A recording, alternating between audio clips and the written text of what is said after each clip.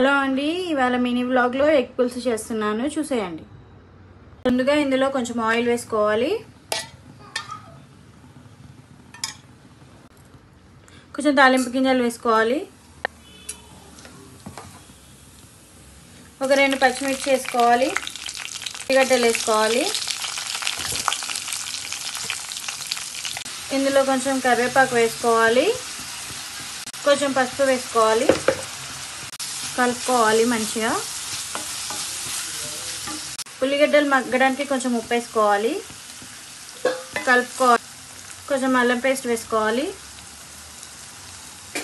వేస్తున్నాము.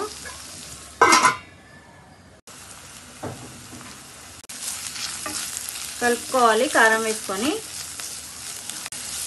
కారం వేగింది, ఇప్పుడు ఇందులో చింతపండు రసం వేసుకున్నాము.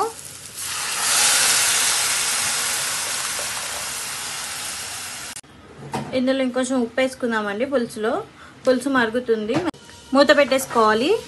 కొంచెం మెంతి పొడి వేసుకోవాలి, కొంచెం నువ్వుల పొడి యాడ్ చేసుకోవాలి. ఇప్పుడు ఇందులో ఎగ్స్ వేసుకోవాలి. ఇప్పుడు ఇందులో కొంచెం ధనియాల పొడి వేసుకోవాలి, కొంచెం కొత్తిమీర వేసుకోవాలండి. కూర అయితే అయిపోయింది, బంద్ చేసుకుందాము. పులుసు రెడీ అయిపోయిందండి.